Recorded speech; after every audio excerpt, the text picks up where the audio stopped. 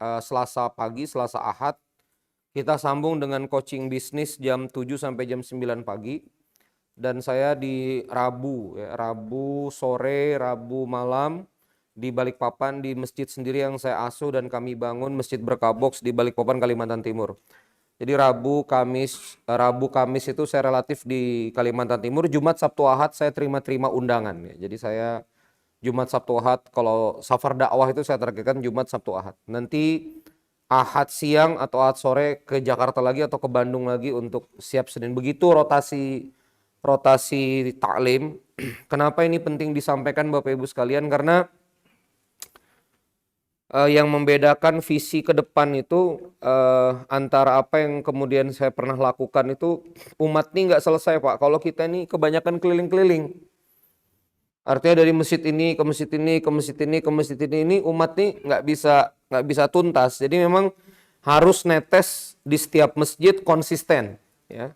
Maka saya terima kasih pada Kang Ian dan para sesepuh takmir yang mengizinkan Masjid Jami Al-Azhar ini di Porak-Poranda. Pokoknya dibuat sibuk. Ya, ibu-ibu juga terima kasih Bu. Setiap pagi masak, ya, setiap pagi menyiapkan untuk yang Selasa ini. Saya terima kasih kepada Mas Rohmat yang sudah mensupport, mendanai, mentenagai, nyediain transport, driver untuk jemput saya dan mensupport saya untuk dakwah di Jakarta ini. Nah, mudah-mudahan tetesan ini diberkahi Allah. Amin. Saya di Bandung tuh Pak, majelis saya 1.200 orang. Jadi satu masjid penuh, 1.000-an orang di Bandung Saninten. Tapi di Balikpapan itu, taklim saya, di masjid sendiri yang saya bangun tuh tamu dari luar cuma 15. 15 orang Pak, tamu dari luar itu. Jadi memang Balikpapan ini secara dakwah itu dia masih kering juga. Ya sama, di kita sekarang kan kurang dari 50 orang. Tapi bukan jumlah yang kemudian Allah lihat, tapi kemudian tetesan keberkahan itu. Maka saya membesarkan hati Ustadz Rohmat, membesarkan hati Kang Ian. Intinya netes terus. Intinya apa? Netes terus. Dakwah ini yang nggak kuat itu tetesannya, itu yang nggak kuat di dakwah. Kadang-kadang dai ini nggak kuat tetesannya itu. Kalau sekarang antum mungkin pernah dengar Berkah Box yang Ana pimpin itu dan juga sama istri Kak Nirwana, Kak Ana, itu sudah sampai 1,7 juta porsi nasi, ngumpulin sampai 17 miliar rupiah. Itu dimulai dari 164 box sehari.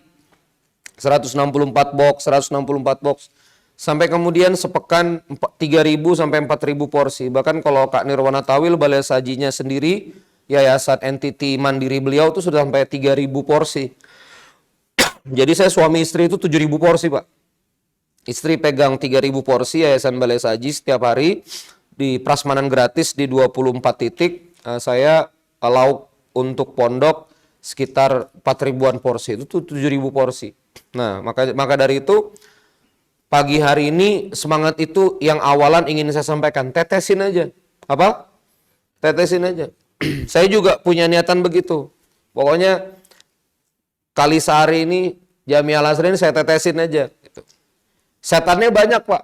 Setannya ini banyak. Setelah ada yang tahu saya di Jakarta itu, banyak yang nawarin masjid yang parkirnya lebih luas, masjid yang lebih punya nama, masjid yang begini-begini, udah ada godaan setan yang ingin geser saya nih dari Jami Al-Azhar.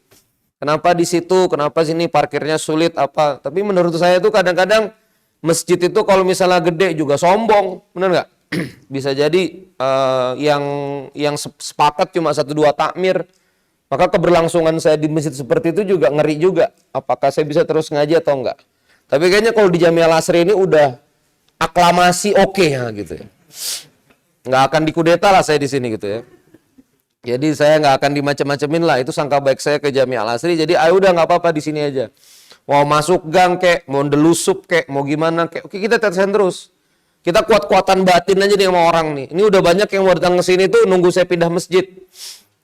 Nah, udah beberapa nyikat saya terus. Oh ini susah loh Ren, kita tunggu aja deh, pindah deh gini-gini. Udah pokoknya aneh di sini. Antum mau ke sini atau enggak sama sekali ya gitu. Pokoknya kita paksa aja mereka ke sini. Siap ya? Pokoknya kita jadiin Masjid Jami Al-Azhar ini ibu kota pengusaha muslim lah untuk ngaji. Ya gitu. Pokoknya ente yang ke sini, masuk gang, iya, gituin aja Pak. Gitu. Suruh pakai motor kek, suruh pakai apa kek, gitu. Pokoknya ngotot-ngototan aja kita. Nah begitulah kita dalam bisnis, kita dalam usaha. Kita ini kadang-kadang nggak kuat netesnya. Jualan donat udah laku 30, 40, padahal udah konsen tuh nambah 45, 55, bosan, selesai. Jualan roti udah bagus, udah bosan, selesai. Jualan soto udah rame 50, 70 porsi sehari. Ya pegel demam dikit tutup. Nah gitu-gitu Pak. Jadi nggak netes ini yang bikin kadang-kadang pelanggan ini juga males sama kita. Nah mudah-mudahan dengan taklim awalan yang kita niatkan menetes ini Allah merahmati dan memberkahi kita semua. Amin. Insya Allah ke depan kita akan ngaji menghabisi surah Al-Anfal dalam dua pertemuan ke depan, Selasa ini dan Selasa depan. Saya memang merencanakan tanggal 15 Maret ini untuk yang bulan Maret ini terakhir Pak, karena 18 Maret saya dihadiahi perjalanan ke Turki, jadi sekitar 2 Selasa saya nggak ada. Tapi saya coba ikhtiar, mudah-mudahan ada pengganti badal ya, yang kita sepakati supaya Selasa ini nggak hilang gitu. Nanti saya coba cari kawan-kawan saya yang satu kegilaan ya, yang maksudnya yang satu mazhab gitu, nanti supaya kemudian bisa ngisi di sini dengan kawan-kawan juga. Mudah-mudahan saya nggak ada jangan hilang majelisnya. Jadi tetap ada netes, nanti coba saya carikan ustadz pengganti yang kemudian satu ruh sama kita. Bapak Ibu sekalian, pada kesempatan kali ini saya akan menyampaikan metode scale up di surah Al-Anfal. Metode apa? Metode scaling up, ya, metode perbesaran bisnis di surah Al-Anfal. Gimana kita ngajinya? Kita coba lihat dulu pola surah, pola ayat ya, yang terjadi di ayat 1. Kita fahami dulu. Jadi di surah Al-Anfal ayat 1 ini Allah Subhanahu wa taala berfirman, qala Allah taala fi kitabil karim, yas'alunaka 'anil anfal. Boleh diulangi? Yas'alunaka 'anil anfal. Yas'alunaka 'anil anfal. Yas'alunak, mereka bertanya kepada engkau wahai Muhammad, 'anil anfal, tentang harta rampasan perang. Siapa yang bertanya? Sahabat Rasulullah. Kenapa bertanya? Karena sahabat kelahi. Nah ini tafsirnya. Sahabat itu pasca perang Badar tahun 2 Hijriah, mereka dapat gonimah dari perang Badar. Setelah gonimah ini, ada 3 pos yang berselisih. Yang pertama, pos senior.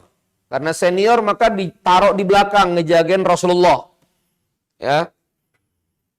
Pos senior ini bilang, kami yang berhak dapat gonimah lebih banyak. 1, karena senior. Bisa gitu ya ayahanda ya. Kan, jiwa senior kan. Aneh ya gitu ya. Senior. Karena bagi senior ya yang suyuh, kalau Rasulullah nggak dijaga, maka kalau Rasulullah wafat selesai dakwah. Ini pos yang pertama. Pos yang kedua adalah pos anak muda. Pos anak muda. Kata yang anak muda, kami yang berhak dapat gonimah lebih banyak. Kenapa? Karena kami yang di depan. Kami yang di depan, kami yang resikonya tinggi. Jadi kami yang berhak lebih banyak, lebih dapat. Yang ketiga adalah pos logistik. Kata yang jaga logistik, ente semua kalau nggak makan nggak beres. Nah gitu. Dapur yang ketiga. Bismillahirrahmanirrahim. Yang ketiga adalah PJ dapur. Kalau saya nggak ada, ente nggak beres. Nah, gitu. Maka mereka bertanya kepada Rasulullah dalam rangka komplain. Dalam rangka apa? Komplain. Yas'alunaka 'anil anfal. Mereka bertanya kepada Rasulullah tentang harta rampasan perang. Apa jawaban Allah? Qulil anfalu lillahi wa rasul. Apa jawaban Rasulullah? Qul anfalu lillahi wa rasul. Qul, katakanlah anfalu lillahi wa rasul. Seluruh harta rampasan perang itu adalah milik Allah dan Rasulnya. Jadi ayat 1 ini apa? Nggak dibagi, Pak. Mus'ab bin Umair itu kalau nggak salah udah dapat pedang dari yang isinya zamrud. Dari seorang kafir Quraisy yang dia bunuh di Badar. Dia izin sama Rasulullah, ya Rasulullah, pedang ini bagus. Saya izin gonimah ini untuk saya. Ambil, kata Rasulullah. Habis turun ayat ini, Mus'hab dipanggil. Mus'hab pedang kemarin mana? Store, kekas, store. Taruh di Baitul Mal. Kayak gitu, Pak. Jadi semua harta rampasan perang itu ditumpuk. Karena apa? Nanya. Berdebat, berselisih. Sama kayak kita punya anak, Pak, Bekelai Kinder Joy. Ini coklat punya aku. Kadang-kadang kita apa? Nggak ada coklat. Bener ya? Udah. Jangan ribut. Nggak ada coklat. Bener nggak, Pak? Nah ini sama. Allah bilang, Qulil anfalullahi war rasul. Fattakullah, bertakwalah kepada Allah. Wa aslihu zata bainikum. Dan perbaikilah hubunganmu zat di antara kalian. Makanya ada kalimat wa aslihu zata bainikum. Maka ada kalimat perbaikilah hubungan di antara kalian. Kenapa? Karena para sahabat ini berkelahi, Pak, satu sama lain. Nah, ini juga perspektif salah satunya adalah salah satu nanti rezeki itu bisa hadir itu karena kemudian kita baikin hubungan antar sesama. Wati Allah wa rasulahu, taatilah Allah dan Rasulnya in kuntum mu'minin, kalau kamu beriman. Scale up-nya di mana? Lihat ayat 41. Lihat ayat 41. Mohon maaf ya, saya rada batuk nih.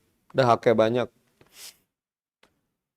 Awal juz 10 ayat 41 surah Al-Anfal. Selang 40 ayat. Selang 40 ayat, perhatikan itu ayat 41. Wa'lamu annama ghanimtum. Ulangi. Wa'lamu annama ghanimtum min syai'in. Coba. Fa'anna lillahi khumusahu walir rasuli walidhil qurba wal yatama wal masakin wa banis sabil in kuntum amantum billah wa ma anzalna ala abdina yaumal furqan yaumal taqal jam'an Allahu ala kulli syai'in qadir. Sadaqallahul adzim. Wa'lamu annama, ketahuilah annama, sungguh-sungguh ghanimtum. Ghanimah hasil perang yang Anda dapatkan, yang kamu dapatkan, min syai'in dalam bentuk apapun, fa anna lillahi khumusahu. Milik Allah itu cuma 1/5 saja. Akhirnya Allah cuma ngambil berapa? 1/5 saja. Walir rasuli, dan juga untuk rasulnya. Walidhil qurba, untuk kerabat terdekat. Kerabat terdekat itu dalam, kalau tidak salah ada 2 bani, saya lupa. Yang tidak mendapatkan, yang nggak boleh dapat bagian ghanimah itu dari 80% itu 1 Bani Hashim, sama 1 2 bani, ada 2 bani itu yang kerabat dekat Rasulullah, supaya nggak jadi fitnah. Tapi itu dapat bagian 20%. Dapat bagian berapa? Jadi khumusahu ini adalah milik Rasulullah yang Rasulullah harus distribusikan walidil qurba wal yatama, anak yatim, wal masakin wa banis sabil, dan juga ibnu sabil yang dalam perjalanan. Maka kalau dalam peperangan dapat ghanimah, ini yang menjadi perspektif syariah, 1/5-nya disetor ke Baitul Mal, 80%-nya yang ikut perang. Gitu, Pak. Jadi 20%-nya ke negara, 80%-nya apa yang ikut perang. Yang nggak ikut perang nggak dapat. Jadi bisnis model ikut perang itu memang revenue-nya dari ghanimah. Nah, gitu. Nanti ini jadi kias ya. Lu kan nggak ikut berjuang. Nah, gitu ya. Masa dapat proyek? Nah, kurang lebih gitu ya. Ini bercanda-bercandanya di lapangan kayak gitu. Ghanimah nih ya gitu ya.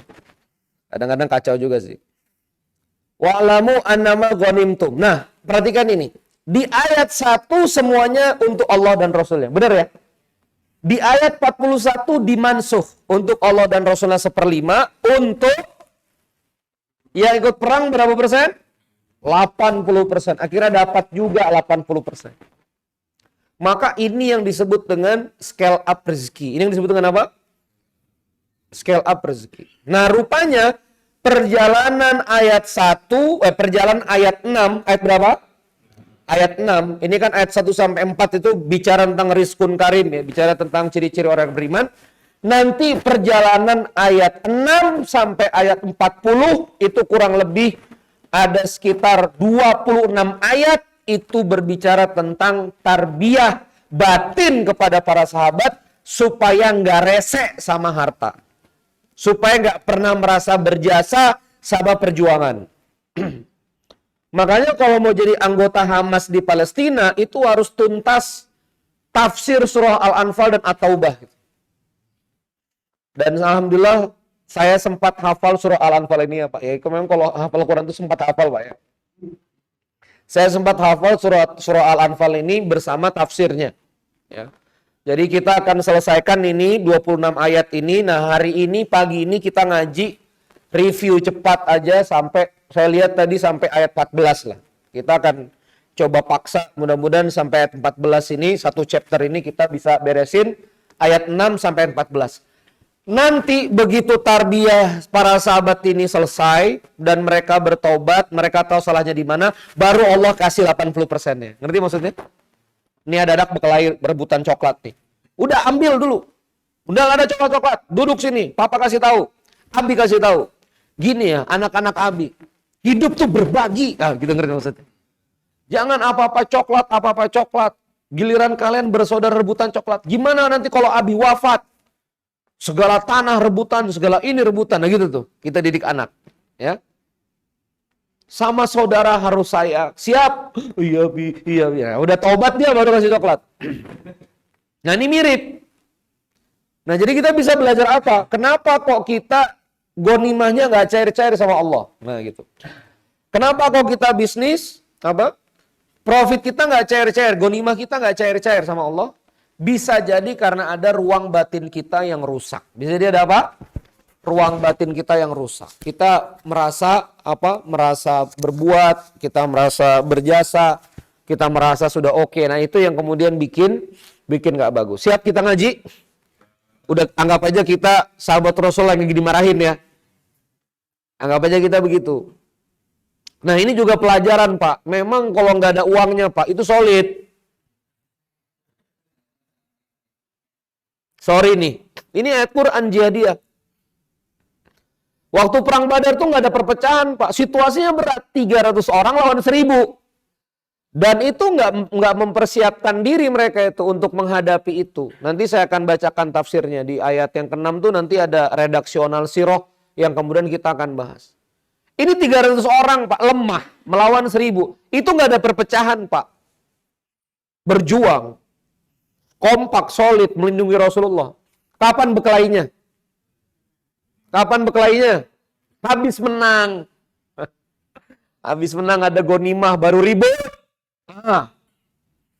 Makanya saya kalau lagi ngebrief pondok pesantren yang kecil, leadernya ustadz-ustadz muda, gitu kan. Apa ustadz nasihat ya? Sabar-sabar ketika nggak ada uang dan lebih sabar lagi nanti ketika udah ada uang. Maka dari itu jangan ngomong nih kadang-kadang ustadz-ustadz muda, dai-dai muda Pak bikin pondok, kita berjuang. Lillahi ta'ala udah pokoknya. Kita pokoknya gesarkan ini sama-sama. Nggak jelas bagi-bagi benefitnya. Mohon maaf. Nggak jelas bagi-bagi ihsannya. Maka saya sering ngomong, tentukan dari sekarang cara main. Ya, misalnya berapa gaji di antara kalian, tentukan sekarang. Mumpung nggak ada uangnya, nggak apa-apa. Kalau ada wakaf manfaat mobil boleh dipakai atau enggak. Kalau ada lahan wakaf boleh bangun rumah di atasnya atau enggak. Untuk misalnya fasilitas ustadz. Di antara kalian siapa yang memimpin? Kalau ada perselisihan seperti apa? Mana anggota syura untuk musyawarah? Itu selesaikan dulu Pak. Karena biasanya memang kalau nggak ada uangnya apa? Solid. Begitu ada uangnya itu ribut. Saya 8 pertemuan ini sudah di Al-Latif. Sekarang cash flow sepekan itu rutin masuk 25 juta, 30 juta. Baru 8 pertemuan nih di Bandung itu. Beras ini kita nggak beli sendiri, udah 860 sekian kilo. Maka saya tentukan cara main. Ya. Kalau kerja pagi sampai sore dedicated, ada gaji, ihsan. Ihsannya 75.000 satu shift. Berarti kalau Anda kerja sampai 4 shift, Anda bisa dapat 300.000 rupiah. Itu kita jelasin. Kalau Anda relawan cuma khidmat, Anda dapat sembako lebih banyak daripada yang lain. Bagi sembakonya begini, ya gitu. Saya nggak perlu dapat gini, tapi yang bekerja, yang ini itu dapat uang bensin, dapat ini gitu Pak. Dibuat cara mainnya. Nah kadang-kadang kita ini, sekali lagi, kalau nggak ada uangnya itu damai. Kalau udah ada uangnya itu ribut. Nah ini kita belajar untuk mentarbiah diri kita. Oke, kita akan ngaji di ayat 6. Mulai dari ayat 6. Wa qala Allahu ta'ala fi kitabil karim, a'udzu billahi minasyaitonir rajim, yujadilunaka, ulangi, fil haqqi ba'dama tabayyana ka'annama yusaqun ilal mauti wa hum yanzurun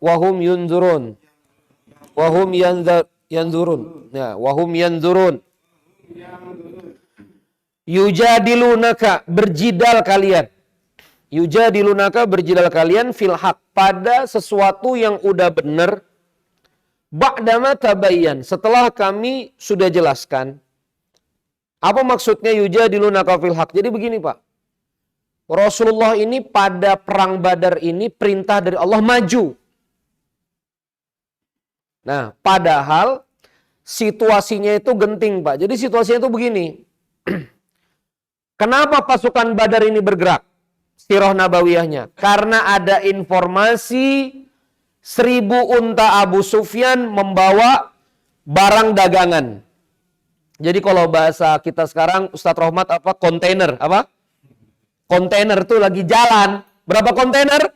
1000 kontainer onta. Jadi onta Aruhilat yang bisa bawa beban apa? Dagangan itu dari Syam, Pak. Itu mau ke Mekah. Itu ngelewatin trajektori pinggir Madinah. Nah karena waktu kaum muslimin hijrah itu kemudian banyak hartanya nggak bisa dibawa dan dizolimi, maka para ahli tarikh pertama bersepakat bahwa perang Badar ini adalah kaum muslimin mau ngambil haknya. Mau ngambil apa? Haknya. Jadi intelijen Rasulullah, Abu Sufyan mau lewat sini, cegat wek lah, nah, kurang lebih begitu. Kita cegat, kita rebut. Nah, perspektif yang kedua, karena memang ini hukum dari peperangan. Ya. Jadi kalau misalnya lagi berperang itu ya merampas harta rampasan itu sudah umum. Nah itu tarikh yang kedua. Saya nggak akan mendalami kenapa kemudian saat kaum muslimin memutuskan mencegat, tapi ceritanya begitu kisahnya. Dari intelijen Rasulullah, 1000 onta ini cuma dijaga 40 pasukan. Cuma dijaga berapa? Pakai tombak biasa. Standar orang jaga kontainer kan Pak?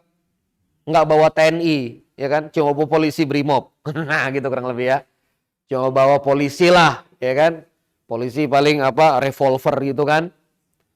Nah, jadi, dia cuma bawa apa? Penjaga sipil aja, bersenjata ringan. Maka Rasulullah menghimpun para sahabat, itu jumlahnya sampai ratusan orang. Ya, sebetulnya lebih dari 300, tapi saya ceritain dulu. Ini sebetulnya lebih dari 300. Pertamanya itu Muhajirin dan Ansor itu mau ikut perang juga. Tapi dalam perjalanannya, setelah udah direncanakan ini, namanya dulu belum perang Badar, pokoknya mencegat Abu Sufyan aja. Nggak ada judulnya Pak. Perang Badar itu nanti setelah selesai perang, karena apa? Pertarungannya terjadi di mana? Lembah Badr. Tapi sebelumnya nggak ada namanya. Nah, menjelang perang ini, hari H ini, intelijen kan berseliweran. Intelijen itu yang kemudian lihat-lihat situasi. Abu Sufyan ini bukan orang bego juga, Pak. Abu Sufyan ini kirim intelijen juga mengamankan perjalanan. Intelijennya menemukan tai onta berisi biji kurma. Nah itu hebat intelijen Pak. Tai onta aja diulik. Ada tai onta biji kurma nih. Onta mana nih kan gitu. Ini bukan jalur onta mana nih lewat sini. Nah mulai nih deg-degan Abu Sufyan. Onta mana yang makan kurma? Satu-satunya onta di jazirah yang makan kurma cuma onta Madinah. Onta Yathrib. Nah intuisinya Abu Sufyan nih main nih. Coba cek di Madinah. Kali-kali kita mau diserang nih. Kita mau 1000 kontainer. Kirim intelijen. Bener Pak, mau cegat dia. Akhirnya satu orang kafir Quraisy itu dilumuri darah onta, ditulisin surat, kami diserang Muhammad, gitu Pak. Jadi hoax itu emang udah dari dulu Pak. Ya hoax itu dari dulu. Kami diserang oleh Muhammad gini ya itu. Si satu orang Quraisy ini masuk Mekah sambil teriak-teriak. Muhammad menyerang kita, Muhammad menyerang kita, Muhammad menyerang kita di perjalanan. Nah itu yang kemudian menginisiasi Abu Jahal membentuk 1000 pasukan kuat beserta senjata berat. Nah gitu. Akhirnya ini yang maju Pak. 1000 pasukan Mekah ini dengan senjata berat. Abu Sufyan gimana? Dia melipir ke pinggir pantai. Pinter dia. Begitu pasukan kaum muslimin berhadapan, loh, kok bukan Abu Sufyan? Kok bukan 1000 kontainer, tapi 1000 tentara, ngerti maksudnya? Kok kita diajak perang gitu loh Pak. Makanya antara sahabat ini kalimatnya coba lihat itu. Ka'annama yusakuna ilal mauti. Apa maksudnya ka'annama yusakuna ilal mauti wahum yanzurun? Jadi setelah mereka melihat 1000 pasukan itu, perang Badar itu rasanya udah kayak masuk ke penyembelihan Pak. Paham maksudnya? Bawa baju besi kagak. Ya kan mau ketemu 40 brimob, ya nggak sih? Cuma 40 brimob lah, gampang. Nah, bahasanya kasarnya begitulah. Bukan ketemu tentara, enggak. Jadi dia tuh, bahasanya tuh cuma, udah deh santai aja gitu. Ya, ini jangan dipotong-potong ya, ntar gue dikira mau perang sama brimob lagi kan. Repot lagi kita nanti nih, Jami Al-Azhar ini viral lagi aja kan. Ini tuh contoh, pengamanannya cuma pengamanan sipil. Begitu ketemu, TNI gitu loh. Tentara angkatan perang yang dihadapi oleh pasukan ini kaum muslimin. Maka Ansor pulang Pak. Karena Rasulullah itu dulu tidak kesepakatan dengan orang Madinah adalah menjaga kota Madinah.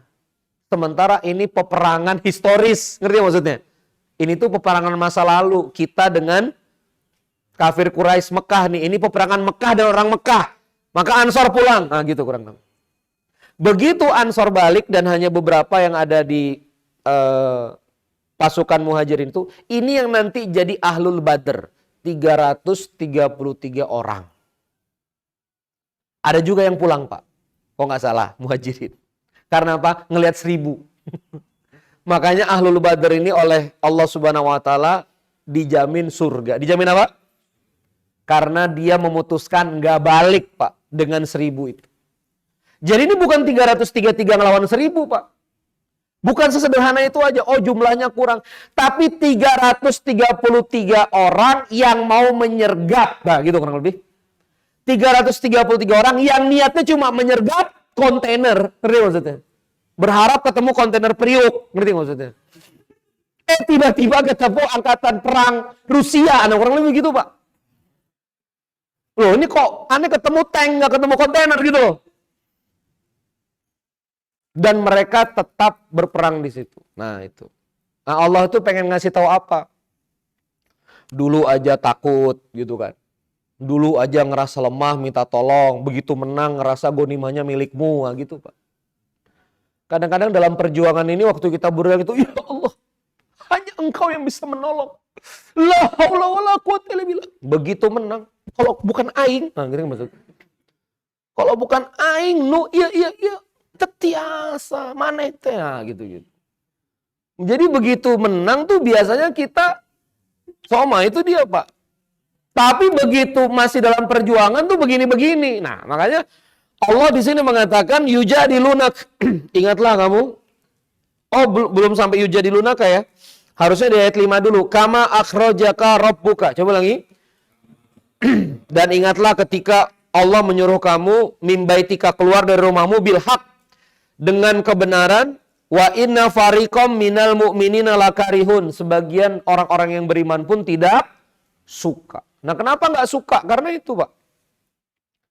Ternyata sudah disuruh keluar dengan hak, ternyata yang dihadapi adalah apa? 1000 pasukan perang. Ini mirip kan kayak gimana ya? Kayak gimana ya?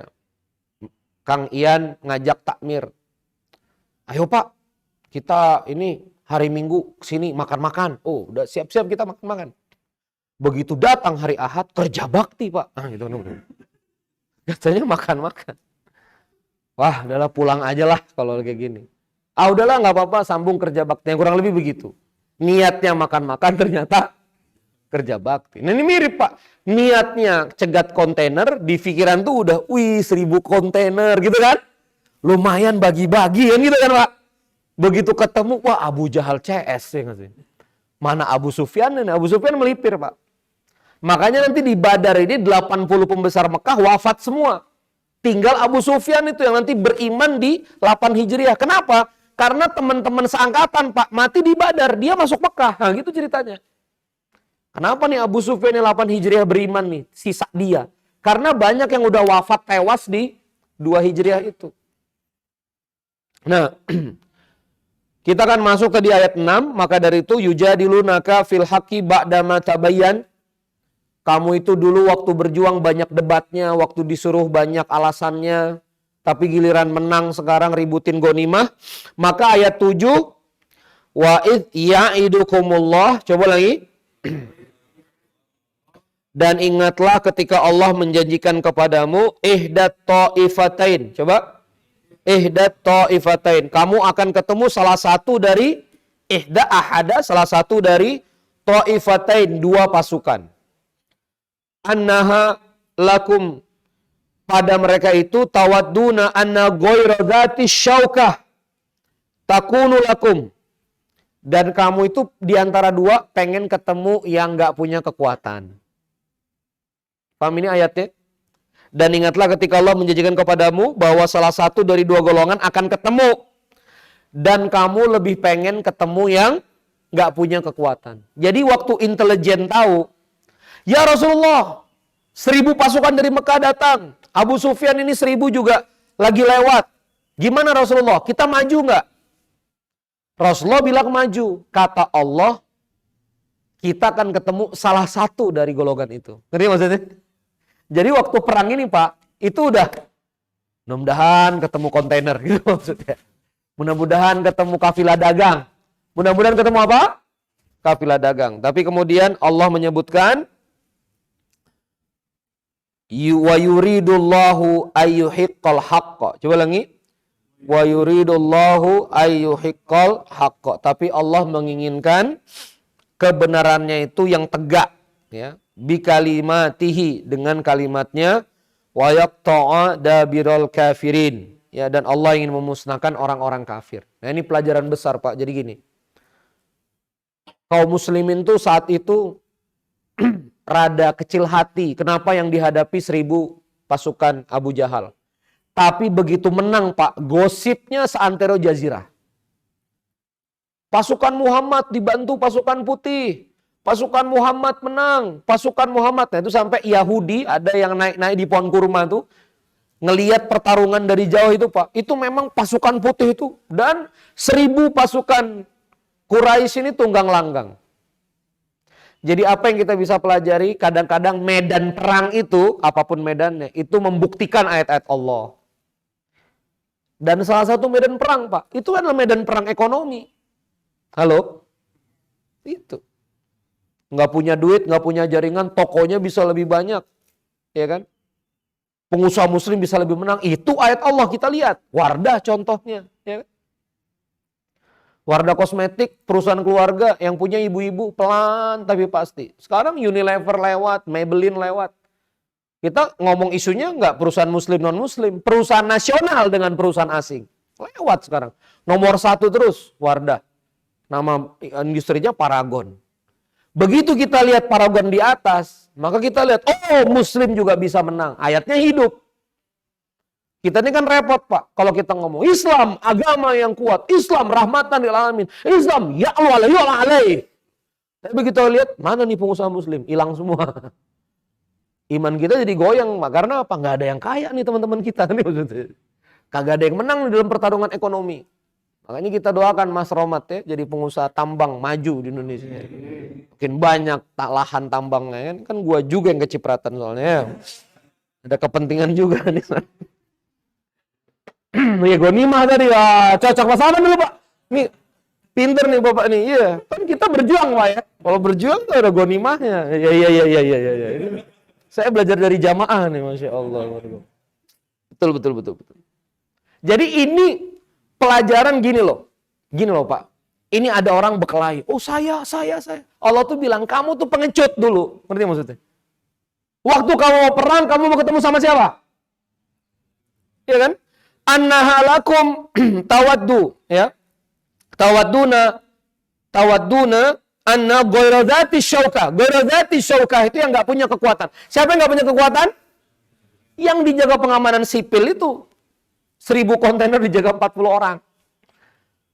Jadi hati sahabat itu mudah-mudahan Abu Sufyan. Begitu celinguk, aduh Abu Jahal. Gimana cerita gitu kan?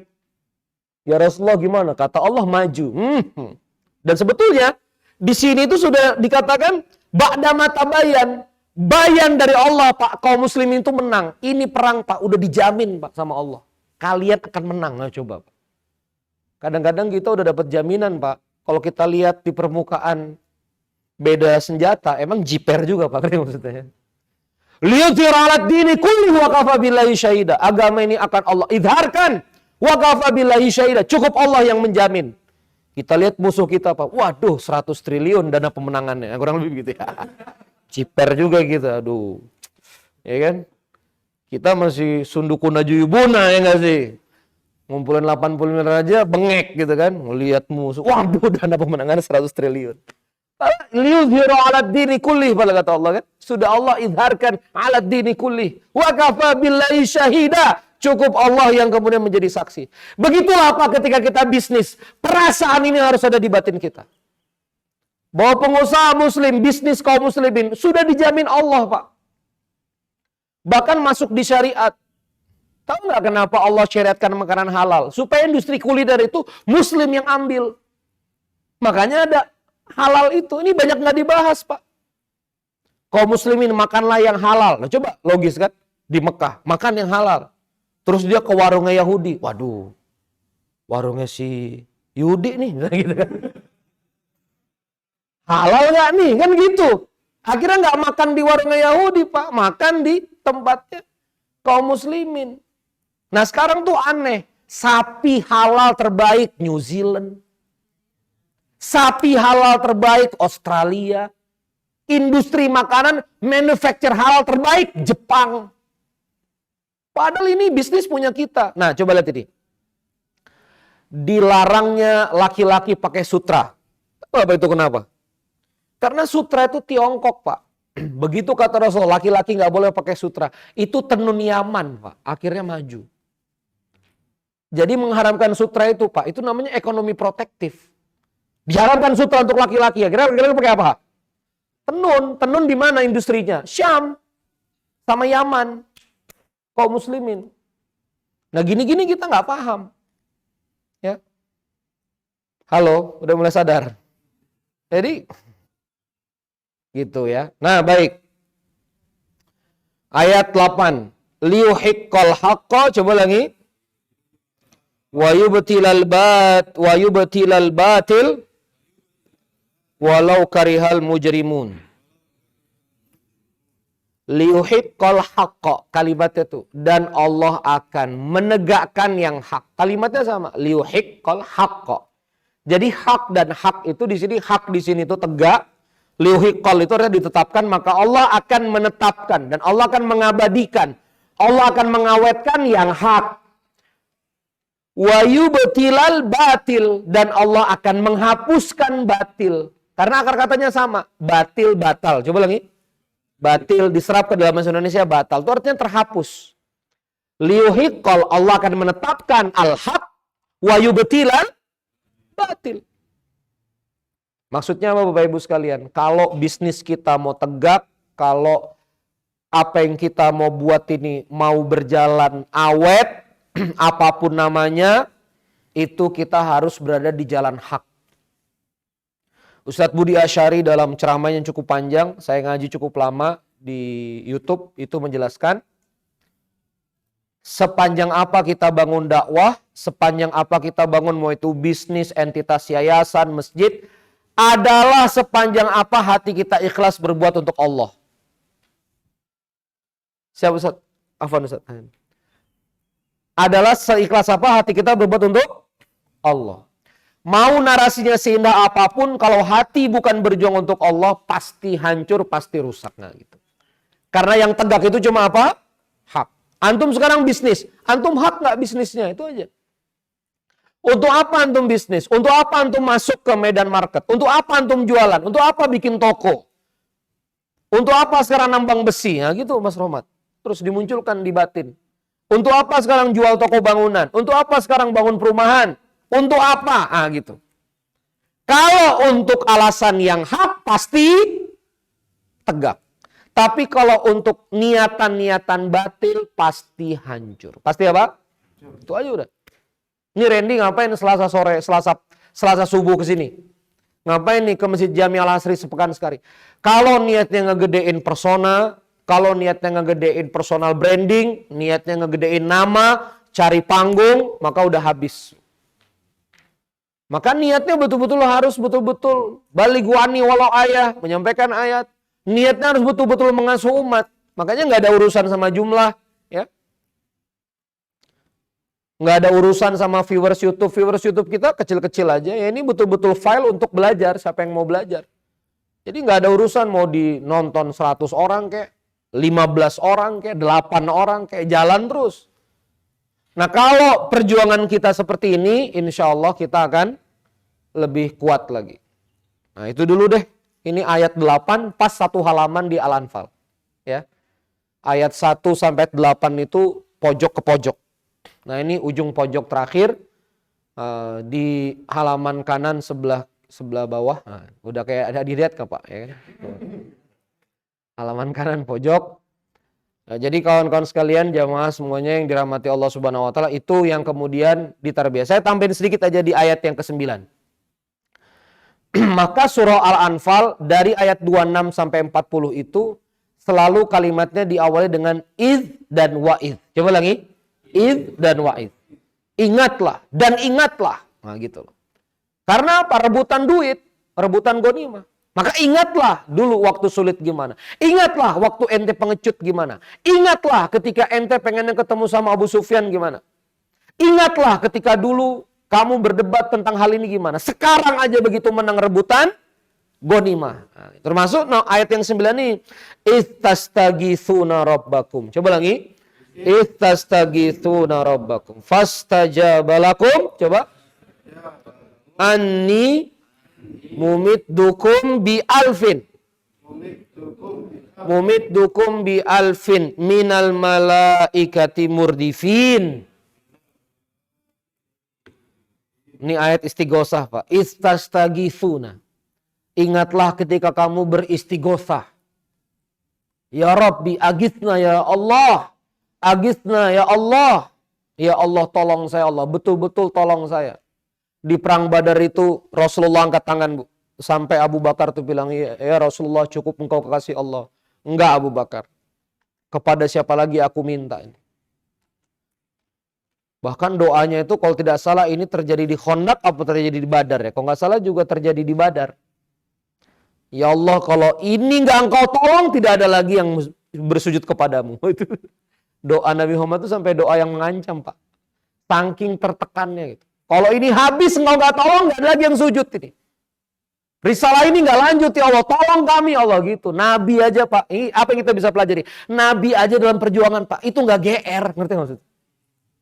Ini kita bisnis tahajud enggak, doa enggak, tirakat enggak, main buka-buka toko aja.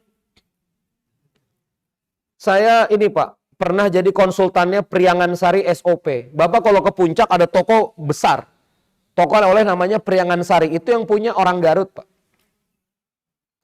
Soleh banget. Betapa kagetnya saya SOP buka toko Pak. Al-Fatihah, doa, salawat, buka kunci tuh. Itu SOP Pak. Udah kayak torikot Pak, beneran. Maka saya bilang kok bisa berbisnis. Dalam hati saya curiga bukan manusia nih yang turun nih gitu. Soalnya panjang banget Al-Fatihah, salawat segala macam dari gurunya dari Kiai Garut itu semuanya ditulis Pak. Itu harus jadi SOP. Saya bilang Ini pengusaha muslim yang benar. Kita kadang-kadang buka nggak pakai jiwa, Pak. Benar nggak? Buka toko. Malah nggak jelas ngomongnya laris. Ini ngomong sama siapa? Cuma laris. Nggak boleh. Iya nggak? Kita jarang, ya Allah minta rezeki, ya Allah lariskan, lancarkan, ya Allah minta tolong, ya Allah hari ini mudahkan, ya Allah. Allahumma inni as'aluka ilman wa rizqan thayyiban wa amalan. Itu doa Rasulullah. Kita nggak pakai, cuma laris. Ini ngomong sama jin, ngomong sama penunggu, apa ngomong sama siapa gitu. Nah, istastagitsuna rabbakum, ingatlah ketika kamu minta tolong kepada Rabbmu. Fastajaba lakum, dan Allah mengijabah permohonanmu atas pertolonganmu itu. Ya. Kalimu minkum, dan kami mendukungmu bi alfin minal malaikati murdifin, dengan 1000 malaikat yang turun berturut-turut, murdifin, saling susul menyusul. Apa yang Allah pengen kasih tahu? Ente jangan ngerasa gonimah ini kerja ente, bener nggak? Ini kerja malaikat. Nah gitu di halaman kedua ini nanti 8 sampai ayat sekian belas itu Allah menjelaskan ini banyak kerja malaikat, engkau ini ditolong Allah. Sehingga nanti ada kalimat kan wa ma ramaita id ramaita, ya kan? Bukan kamu yang melempar, bukan kamu yang mana, tapi kemudian walakin Allah harama. Tetapi Allah lah yang kemudian melempar. Di semua lini begitu, Pak. Di lini ekonomi kalau kita berhasil, belum tentu yang beli dagangan ente itu manusia, bener nggak? Emang yakin yang beli dagangan manusia? Yakin, Pak, selain yang beli semen itu selalu manusia. Bisa jadi malaikat, Pak, pura-pura bangun rumah. Ya kan, pura-pura jadi Pak Haji, pesan-pesan ke antum, sekian semen. Sebetulnya nggak ada. Pak Haji itu cerita, orang Garut Priangansar itu kadang-kadang diserbu sekian ribu orang. Ngambil macam-macam, nih uang dari mana, pokoknya tiba-tiba rame aja. Tiba-tiba habis aja. Berbis-bis, kita nggak pernah tahu, Pak. Bisa jadi malaikat nyamar, Pak, ke puncak main. Kayak saya, donasi berkabok 17 miliar. Itu cuma terima transferan, Pak. Nggak pernah ketemu manusianya. Assalamualaikum, mentransfer. Udah, cuma nomor WA. Kan bisa aja Jibril, Pak, turun. Beli HP dulu, beli SIM card. Bikin account tabungan, ya kan? Masukin duit. Jadi ini Kak langsung transfer. Memang kita nggak tahu, Pak. Loh, istri saya loh, Pak, pegang keuangan. Itu 100 juta cash masuk rekening. Kita tracking, setor tunainya nggak ada. Kita tracking transfer dari mana nggak ada. Kita ke BSI. Ini 100 jutanya siapa? Tiba-tiba Balki kredit 100 juta. Enggak, uang yayasan, kata dia gitu. Kita tunggu seminggu nih sama tuh uang orang. Enggak juga, Pak. Itu siapa tuh terus 100 juta nih? Kata Bank Syariah Mandiri, ini akibat konversi kemarin dari Bank Syariah Mandiri ke Bank Syariah Indonesia. Ini saldonya Anda cuma terakumulasi bla bla bla. Akumulasi kapan gitu kan? Kita bingung juga. Masa akumulasi sampai 100 juta? Gitu-gitu, Pak. Nah, maka dari itu nggak boleh kita ngerasa kalau kita berhasil bisnis itu karena apa? Kerja kita. Termasuk di lini politik juga begitu. Kalau tiba-tiba jadi Alek gitu, Pak, jangan pernah ngerasa, oh karena perang politik aneh nih, karena muka aneh di pohon nih, misalnya gitu kan. Karena aneh nyetak, nggak boleh, Pak. Bisa jadi malaikat semua yang nyoblos tuh. Tiba-tiba orang buka lembar suara, muka ente semua kan, nama ente semua. Mana nih? Jadi kita nggak pernah tahu, Pak. Jadi nggak boleh ngerasa berbuat, itu nggak boleh. Tarbiyah saya kemarin di Santri Khidmat nih, Bandung nih, Pak, sekarang heboh nih, majelis taklim saya disorot. 1000 orang anak muda bagi beras, makan-makan. Wah, pokoknya heboh lah. Di Bandung tuh jadi apa? Jadi pembicaraan. Kita nggak boleh juga, Pak, merasa 1000 orang itu Allah yang datangkan. Bener nggak? Kalau bukan aneh. Makanya bagus saya ke Jami'ah Al-Asri ini, nurunin ego. Yang datang 50 orang kurang. Kalau kita ini ceramah di 1000 orang, terus 1000 orang lama-lama jadi Fir'aun juga, Pak. Nah gitu. Makanya saya seneng datangin forum-forum kecil itu supaya kita nurunin banting perasaan gitu loh, Pak. Kita ini bukan siapa-siapa. Itu hanya karunia Allah saja di alatif itu. Nah, ini akan kita pelajari ke depan. Nah, kalau batin ini beres Bapak Ibu sekalian, kita sudah merapikan batin, bukan kita yang bisnis, bukan kita yang berusaha, bukan kita yang hebat, semua atas pertolongan Allah. Kalau batin kita udah benar sesuai dengan tarbiyah Qur'aniyah, gonimahnya juga Allah kasih. Baik nggak Allah? Aku yang perang. Kan Allah tuh gitu kan? Aku yang, harusnya gonimah malaikat dong, bener nggak? Ayo malaikat, yang kemarin perang, ambil. Kan gitu kan? Udahlah malaikat yang perang. Itu di hadis tuh jelas Pak. Para sahabat tuh di perang Badar, Sahih Bukhari Muslim. Kami baru pegang pedang, tiba-tiba kepalanya udah putus. Gitu. Nah, putus gitu Pak. Nah, beneran nih. Kami baru pegang pedang, kepalanya udah putus. Makanya nanti Anda lihat di ayat ini ada perintah Allah, kalau malaikat itu menebas, tolong potong tangannya. Pancung tangannya. Jadi Allah tuh nandain, mana yang dibunuh malaikat itu, jarinya putus. Ada ayatnya di sini. Itu Allah ngasih sign. Kalau engkau ketemu mayat kafir Quraisy kepotong tangannya, gosong. Karena di riwayat itu pedangnya mereka dari api neraka Pak. Itu putus tuh tangan, itu berarti malaikat yang kerja. Dan putus semua tangannya. Jadi 333 ini apa? Rekreasi doang ke Badar. Mati gitu doang Pak. Lo beneran ini. Jadi cuma tugas datang doang. Nah itulah kita bisnis Pak. Tugas kita cuma buka toko. Allahu Akbar. Ente jangan hitung, waduh Ustadz, ada Alibaba, ada Tencent Ustadz. Aduh Ustadz, ya Allah. Perusahaan Ustadz, aduh dia udah unicorn sekian triliun modal kita Ustadz. Nggak usah, maju aja. Perang Badar, siap? Ayo Pak. Nah, mulai tenang batin ya. Tugas kita rekreasi, tugas kita apa? Ntar mati sendiri Pak, beneran. Loh beneran ini. Yang di politik juga gitu, jangan ngitung-ngitung lah. Kebanyakan ngitung-ngitung, nggak maju-maju ente. Wah Ustadz nih hitung-hitungan kami secara logistik kita kurang. Wah. Kalau ini ngitung logistik Pak, nggak ada perang Badar. Oh bentar, kita musyawarah. Waduh 1.000 orang, kita 300. Waduh alat berat, kita pulang aja. Pasti gitu Pak. Sekarang politik ngitung logistik. Politik ngitung lawan. Ya akhirnya nggak ada mental badarnya. Makanya malaikatnya nggak turun. Istighosahnya nggak ada. Ayolah. Ya kan? Kita pokoknya maju politik modal sarapan pagi di masjid. Nah kurang begitu. Jadilah ya. Kalau DPRD Jakarta ringan lah gitu. Nah ini teman-teman mesti jelas clear ini hitung-hitungan. Jadi jangan kita tuh ngikut ngitung-hitungan. Tugas kita cuma jalan. Tugas kita cuma apa? Ini hadis Pak. Kami baru pegang pedang, kepalanya udah putus. Kami baru pegang pedang. Ibnu Mas'ud Pak, badannya kecil Pak, kecil banget, kurus lah. Mana di sini yang kurus ya? Susah di sini. Itu pegang Pak. Kafir Quraisy badannya 2 kali saya itu cuma dipegang begini Pak.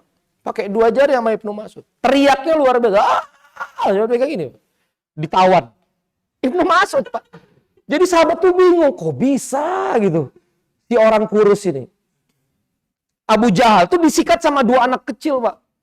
Abu Jahal pemimpin tuh dipermainkan Allah di perang Badar. 2 anak kecil dari muhajirin itu.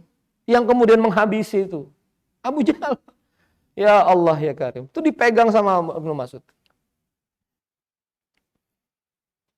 Nah jadi ini Pak. Ini yang membedakan kita, perjuangan kita dengan pakai iman sama nggak pakai iman. Kalau nggak pakai iman Pak, emang capek. Berkelahi di modal gitu loh. Berkelahi di jaringan, berkelahi di proyek. Banyak kita perkelahian yang itu wilayah mereka. Maka lihat ini metode perangnya. Kalau kita kalah di medan tertentu, kita pindah medan peperangan. Kita apa? Pindah medan peperangan. Kita masuk pada medan goib. Kan gitu. Ente boleh punya duit, ente punya. Tapi ente nggak punya pertolongan Allah. Gitu. Ente boleh punya duit, ente boleh punya jaringan. Tapi ente nggak punya malaikat Allah. Gitu. Buka toko. Ya Allah hadirkan malaikat. Beli barang saya semuanya. Gitu kan. Amin ya Allah. Boleh ya Allah, saya buka kesempatan, yang beli di toko saya bukan cuma manusia, kayak gitu aja udah. Yang penting cash-nya beneran ada, gitu. Jalan Pak, Allahu Akbar, begitu Pak. Ayo, ini mental. Kalau kita hitung-hitungan terus Pak, nggak akan mau kita perang, bener nggak? Kalau kita hitung-hitungan terus, nggak akan mau kita buka toko. Kalau kita hitung-hitungan terus, nggak akan mau kita bikin perumahan. Modal mereka lebih besar, jaringan perbankan mereka lebih siap, pembeli mereka lebih firm. Nah gitu, akhirnya kita nggak mau masuk Pak ke medan perang ini. Nah tapi masuknya bukan mati konyol, tapi maksudnya penuh iman. Ya Allah minta tolong ya Allah, kasih pertolongan. Itu. Jadi saya pengen tuh pengusaha muslim tuh udah kayak mental perang Badar, Pak. 300 orang. Ya Allah. Mereka senjata lengkap. Ya Allah gitu. Istastagitsuna rabbakum fastajaba lakum anni mumitukum bi alfin minal malaikati murdifin gitu. Ya Allah minta ya Allah anzala junudus samawati lam taroha. Tentara Allah yang saya nggak lihat. Ada nanti ayatnya, junud dalam taroha, tentara Allah yang nggak dilihat. Ini rame Pak. Saya kalau baca tafsir Al-Anfal ini saya khatamkan, ini udah kayak nonton sinetron di kepala. Nah maka dari itu ini mental kita. Mental kita sebagai da'i, mental kita sebagai pebisnis, mental kita sebagai politikus Islam. Itu harus nyangkut sama Allah. Jangan ikut permainan mereka. Permainannya modal perbankan, permainannya jaringan, permainannya tipu-tipu anggaran, permainannya jangan main di permainan itu. Kita masuk permainan yang medan goib ini. Ya. Nah, gimana? Pengen perang betulan atau rekreasi? Sekarang saya kasih pilihan. Bapak-bapak pengen perang benar apa rekreasi? Rekreasi, Pak. Kalau rekreasi harus bersama Allah. Selalu begitu, Pak. Perang Hondak, apa yang terjadi? Cuma nyangkul, Pak. Tatap-tatapan. Perang Hondak tuh begitu doang. Rame aja di ayat 10.000 pasukan mengepung Madinah. Apa kejadiannya? Itu cuma tatap-tatapan, Pak. Habis itu Allah turunkan angin, Allah turunkan malaikat, tendanya diporak-poranda. Mental kafir Quraisy jiper, Pak. Keingetan 2 Hijriah. Waduh. Jangan-jangan nih kayak 2 Hijriah nih, mending kita pulang aja deh gitu kan. Karena mirip-mirip nih, tiba-tiba ada pasukan putih nih, tenda kita porak-poranda. Kita pulang. Nah gitu, Pak. Karena Hondak 5 Hijriah, Badar 2 Hijriah. Makanya begitu Fatu Mekah 8 Hijriah, mereka nggak ngelawan sama sekali. Bener-bener 10.000 datang pasukan. Ya udah nggak usah dilawan. Kemarin aja 300 dia menang, apalagi 10.000. Udah jiper duluan tuh Quraisy. Gitu. Jadi kadang-kadang tugas kita Pak cuma nyangkul parit, Pak. Habis itu tatap-tatapan, menang aja gitu. Nggak perlu perang. Nabi Musa gimana pelajarannya kemarin? Ada Firaun ngejar di belakang. Ada nggak di ayat pertempuran? Oh, Firaun bertarung sengit dengan Nabi Musa. Nabi Musa mengangkat pedangnya, menghantam Firaun. Firaun membalas. Dan nggak ada, Pak. Ayat komentator begitu. Ayatnya apa? Lautan terbelah. Wanjaina kaum muslimin, Bani Israel dan Nabi Musa diselamatkan. Setelah itu wagna akhirin, dan Allah menenggelamkan sisanya. Siapa? Firaun. Itu nggak pakai perang. Cuma pukulin tongkat, lewat. Sampai. Oh, kelelep. Gitu doang, Pak. Nggak pakai bertarung. Jadi Bapak nggak usah, oh kompetitor. Toko. Nggak usah, Pak. Udah buka toko, bismillah, fokus. Lakukan yang terbaik. Bangkrut sendiri, kan gitu. Oh, tetangga bangkrut sendiri. Teman saya begitu, Pak. Punya perusahaan Quran. Timnya keluar semua, mengkhianati semua. Akhirnya dia fokus udah. Syamil tuh begitu, banyak dikhianati tim kreatif. Akhirnya Syamil Quran tuh istiqomah, Kang Riza itu sabar. Wah, yang ini gagah, kerja sama investor ini dari Malaysia, dari mana. Bangkrut semua. Ngerti nggak maksudnya? Berubah lagi jadi apa? Berubah lagi jadi. Halo? Siap? Siap rekreasi? Coba tinggal masuk, coba lagi. Tinggal melangkah, coba. Tapi pakai apa? Iman. Dan kalau menang jangan GR. Kalau GR, gonimahnya nggak dapet. Harus betul-betul stay low. Harus betul-betul karena Allah. Saya selalu begitu. Saya nggak pernah ngerasa jagoan. Orang saya dijemput Kang Rahman, disediakan mobilnya sama Mas Rohmat. Saya kemarin udah nyoba, Pak, dari perjalanan Jakarta-Bandung, Bandung-Jakarta, pakai mobil yang rada murah dikit. Nggak bisa tidur, beneran. Saya baru ngerti barokahnya Velfire itu, Pak. Tenang, Pak. Beda emang mobil mahal sama mobil Sakartul Maut, Pak. Beneran nih. Tapi aneh ridho aja sih juga. Kemarin pakai mobil, wah juk. Sampai Bandung sakit badan, Pak, beneran. Emang shock breaker udah pada hancur, Pak. Nah, saya nggak pernah bisa sombong. Coba, Velfire-nya disediakan Mas Romat. Drivernya Kang Rahman. Coba kalau Kang Rahman pundung. Malas gua. Udah. Kerepotan juga saya. Masjidnya disediakan oleh para takmir di sini. Makanannya ibu-ibu. Kan saya juga nggak bisa GR. Bawa bapak di sini mau taklim. Siapa tahu emang nggak ada sarapan di rumah, ya kan ya? Gue datang aja deh Risun Karim gitu kan. Ada sarapan gratis nih daripada di rumah nih naas, nasi uduk mulu kan gitu. Daripada di rumah naas mending Risun Karim gitu. Mending gue ke Jamiah Al-Asri aja deh subuh. Kan bisa gitu, Pak. Jadi saya nggak pernah GR, Pak. Dan saya tuh di Bandung juga sekarang pada mau nemuin, pada mau ini, pada wah, you are the next Hanan Ataki lah segala macam lah. Saya nggak pernah GR gitu. Karena kita tahu semua itu pasti pertolongan. Bukan kamu yang memanah, Allah yang memanah. Bukan kamu yang menghadirkan, Allah yang menghadirkan. Bukan kamu yang bikin laku, Allah yang bikin laku. Nih, tancap dalam hati seperti itu. Nanti scale up perusahaan. Amin. Yakin saya. Nah, kenapa sekarang nggak scale up? Bisa jadi masih ada keruh di hati.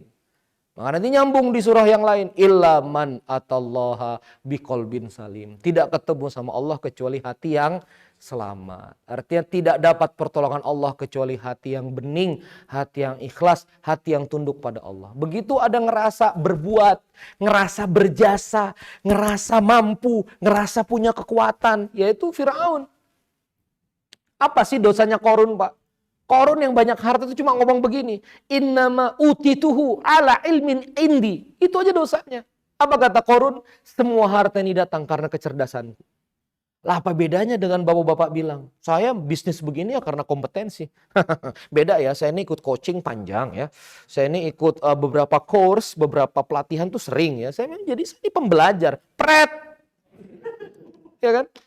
Apa bedanya ente sama Korun? Makanya yang sombong-sombong itu selalu Allah tenggelamkan.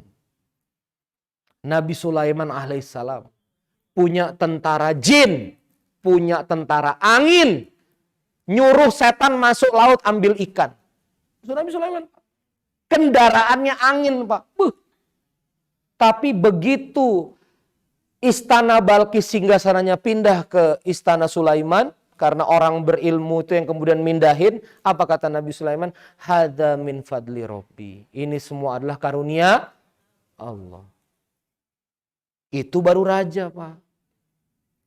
Kalau kita begitu pindah, oh emang gua keren, gitu kan ya. Tentara gua keren, emang gua keren. Itu yang bikin kita nggak jadi Sulaiman. Maka kalau mau jadi Sulaiman, Pak, hadza min fadli Rabbi. Makanya di suku saya Banjar, Pak, kalau Anda ke Banjar, semua mobil tuh stikernya hadza min fadli Rabbi. Rumah-rumah itu ditempelin hadza min fadli Rabbi. Itu untuk runtuhin ego bahwa semua ini hanya karunia dari Allah, bukan min quwwatin nas, bukan dari kekuatan manusia, bukan asbab kerja manusia, bukan. Dia adalah fadilah karunia dari Allah. Padahal saya lemes ya, niatnya ceramah bentar aja, tapi alhamdulillah ketemu wajah bawa bapak nih, ya. Semangat, saya jadi ikut semangat juga insya Allah. Itu saja jamaah sekalian, kita nyambung lagi nanti jam 7.15, kita akan coaching tentang ini dari segi perspektif manajemennya kayak apa, ya. Jadi kalau sekarang tafsir ayatnya nanti di 7.15 sampai jam 10 kita akan bahas terkait dengan bagaimana implementasinya ke perusahaan, bagaimana implementasinya ke bisnis kita. Allahumma sholli ala sayyidina Muhammad wa ala sayyidina Muhammad. Karena kita akan makan, ya Allah semoga apa yang kita makan jadi energi beramal soleh, membawa ketenangan, kebahagiaan, keistiqomahan, dan jadikan kami orang-orang pandai bersyukur. Allahumma barik lana fima razaqtana wa qina adzabannar. Bismillahirrahmanirrahim. Itu saja. Subhanakallah bihamdika asyhadu an la ilaha illa anta astaghfiruka wa atubu ilaik. Wassalamualaikum warahmatullahi wabarakatuh.